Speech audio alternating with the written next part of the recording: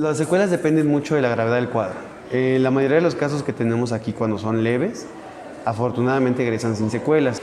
La más grave es neuropatía. La neuropatía se presenta en los pacientes que están intubados durante periodos prolongados de tiempo. Sabemos que la neuropatía se puede empezar a establecer incluso desde los primeros días. La neuropatía es un estado en el que por el reposo prolongado, por la falta de movimiento, por el desacondicionamiento que llevan los pacientes, la inflamación severa que padecen, se van perdiendo o disminuyendo funciones motoras y sensitivas. Y esto, sumado a la sarcopenia que hacen los pacientes, que es esta disminución de la masa muscular, esta disminución de la calidad y de la cantidad de fibras musculares, compromete mucho la fuerza del paciente. Eso puede llevar a dificultad para movimientos tanto de extremidades, como movimientos a veces un poquito menos notorios u obvios, como la respiración misma. Parte del manejo para los síndromes respiratorios que ellos presentan, los pacientes con COVID, una de las estrategias que hay es la del bloqueo neuromuscular, que implica dar unos medicamentos que paralizan el cuerpo.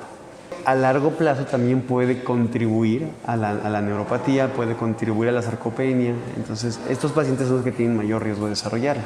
Entonces, son pacientes que pueden quedar con debilidad muscular para la respiración, con respiración más superficial, más débil, que tiene más dificultad, y eso, por ejemplo, lo hemos reflejado, uno, en la necesidad de oxígeno, que ellos no pueden ventilar bien por sí solos, y dos, por ejemplo, en el manejo de secreciones. Son pacientes que incluso a veces pierden la fuerza para toser y les es muy difícil arrojar las secreciones. La otra, obviamente, viene la parte de las extremidades, que hacen neuropatía también con sarcopenia, y entonces les es más difícil hacer movimientos complejos con las extremidades, como levantar los brazos para peinarse, para alimentarse, levantarse a caminar, ¿no? Y eso amerita una rehabilitación que puede ser bastante lenta y en algunos casos molesta, puede llegar a acompañarse de dolor, sobre todo si la neuropatía fue severa. Nosotros podemos iniciar la rehabilitación durante incluso el estado de gravedad.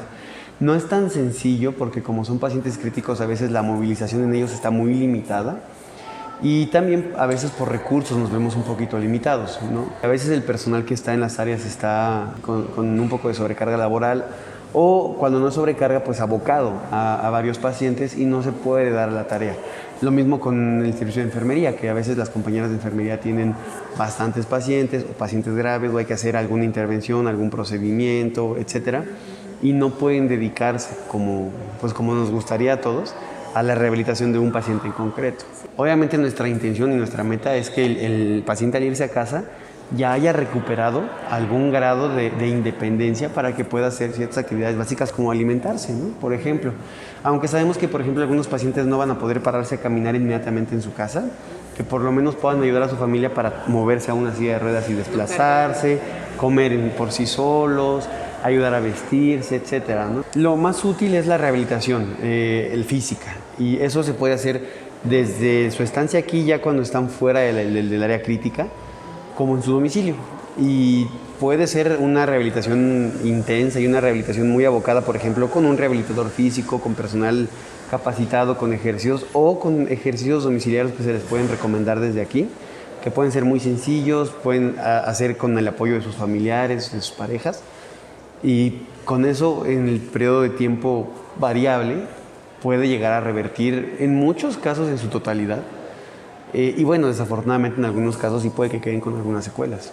Algunas recomendaciones que le podemos dar, como por ejemplo la realización de ejercicios respiratorios o ejercicio físico con ciertos grados de intensidad, dependiendo de la tolerancia que tengan. De los pacientes que tenemos aquí hospitalizados con cuadros leves, más de la mitad, vamos a hablar de un 50 a un 80%, y eso es, pues, especulando un poco, se van con oxígeno.